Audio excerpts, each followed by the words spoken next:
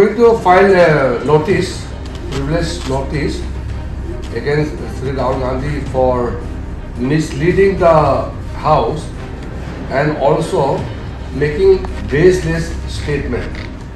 जी हाँ दोस्तों, राहुल को हम नहीं छुएंगे। विशेषाधिकार हनन के प्रस्ताव पर साहब ने पीछे खींचा अपना कदम। क्यों पीछे हटी भारतीय जनता पार्टी और कैसे राहुल गांधी से क्या डर गए दिल्ली वाले साहब? दोस्तों, राहुल गांधी कांग्रेस सांसद और नेता प्रतिपक्ष इस वक्त जितने भी तरीके से हो रहा है बीजेपी के जख्म को कुरेद कर लहूलुहान कर रहे हैं, लेकिन सरकार चाहकर भी ऐलान कर भी कुछ नहीं कर पा रही है। अब देखिए, राहुल गांधी पर संसदीय कार्य मंत्री किरण रिजिजू ने विशेषाधिकार हनन का प्रस्ताव लाने के बारे में ऐलान किया था, लेकिन अब बीजेपी की ओर से कह दिया गया राहुल गांधी के खिलाफ कोई विशेषाधिकार हनन का प्रस्ताव नहीं लाया जाएगा। We are going to file a notice, privilege notice, against Sri Rahul Gandhi for misleading the House and also making baseless statement. There is a very clear-cut rules of procedure and conduct of business in the Lok Sabha and Rajya Sabha. When a member intends to make serious charges of allegation against another member, then you have to make a notice and also substantiate the allegation. So I have on the floor of the House requested Sri Rahul Gandhi ji to make necessary authentication of those points he has made.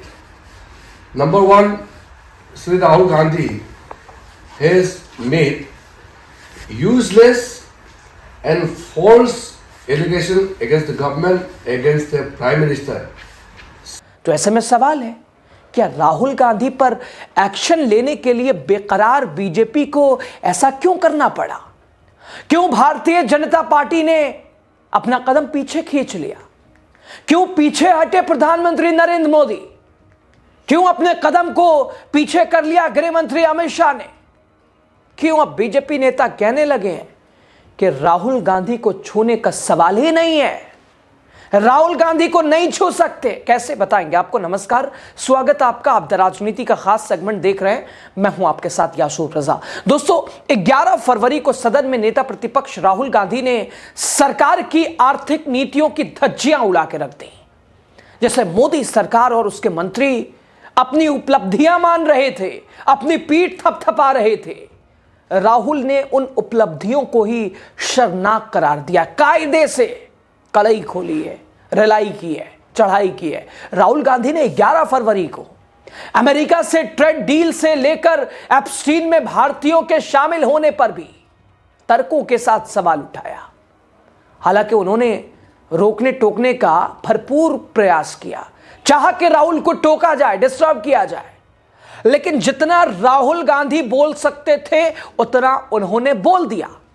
ऐसा बोला कि BJP को मिर्च लग गई, वो पूरी तरह से बौखला गई। राहुल गांधी के खिलाफ एक्शन भी लेना चाहती है, लेकिन एक्शन ले नहीं सकती। अब एक्शन ले नहीं सकती, चाह रही थी एक्शन लेना, तो सवाल है ऐसा क्यों? चलिए समझने का प्रयास करते हैं। दरअसल दोस्तों, बीजेपी ने कांग्रेस सांसद राहुल गांधी की संसद सदस्यता समाप्त करने के लिए नोटिस दाखिल किया है। हालांकि उनके खिलाफ कोई विशेषाधिकार प्रस्ताव नहीं लाया जाएगा। यह कार्रवाई कांग्रेस सांसद के उस भाषण के एक दिन बाद सामने आई है जिसमें उन्होंने भारत अमेरिका व्यापार समझौते और केंद्रीय बजट पर हमला किया था।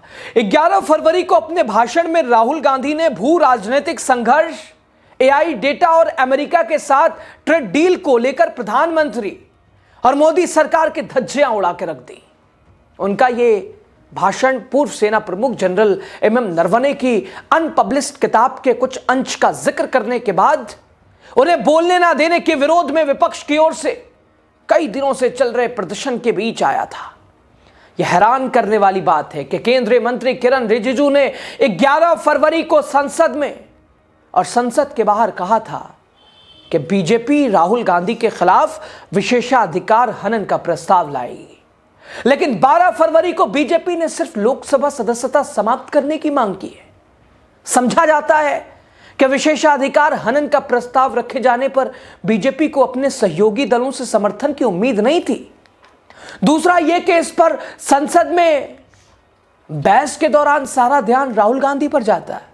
सरकार नहीं चाहती कि राहुल गांधी पर बहस केंद्रित हो।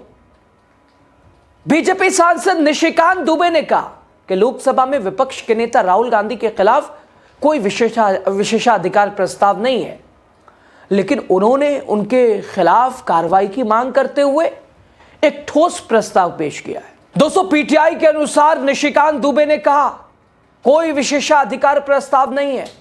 बीजेपी सांसद निशिकांत दुबे ने कहा कि मैंने एक ठोस प्रस्ताव पेश किया है जिसमें मैंने उल्लेख किया है कि वो कथित तौर पर सोरोस फाउंडेशन, फोर्ड फाउंडेशन, इसके अलावा USAID से जुड़े हुए और थाईलैंड, कंबोडिया, वियतनाम और अमेरिका जैसे स्थानों की यात्रा करते हैं और भारत विरोधी ताकतों से जुड़े हुए हैं। मैंने मांग की है कि उनकी सदस्यता रद्द की जाए और उन्हें जीवन भर के लिए चुनाव लड़ने से प्रतिबंधित किया जाए। वहीं अपने खिलाफ लाए जा रहे विशेषाधिकार प्रस्ताव के बारे में पूछे जाने पर लोकसभा में विपक्ष के नेता और कांग्रेस सांसद राहुल गांधी ने कहा, क्या उन्होंने आपको कुछ कीवर्ड दिया है? राहुल का कहना है कि आश्चर्य यह है कि बीजेपी किस मुद्दे पर उनके खिलाफ विशेषाधिकार प्रस्ताव लाएगी। अगर वो एप्स्टीन फाइल्स में लिए गए नाम पर लेते हैं तो उस पर बहस होगी। ना चाहते हुए भी हरदीप सिंह पुरी और अनिल अंबानी के नाम आएंगे और इसी तरह अगर ट्रेड डील की वजह से विशेषाधिकार प्रस्ताव आता है तो इस पर भी बहस होगी और सरकार को भारी आलोचनाओं का सामना करना पड़ेगा। राहुल गांधी के खिलाफ विशेषाधिकार प्रस्ताव लाने की भाजपा की योजना पर केसी वेणुगोपाल ने कहा, मैं भाजपा को राहुल गांधी के भाषण का जवाब देने की चुनौती देता हूं। विपक्ष के नेता राहुल गांधी ने कल अपने भाषण में सबसे अहम मुद्दे उठाए। निर्मला सीतारमण ने उनके सवालों का जवाब नहीं दिया।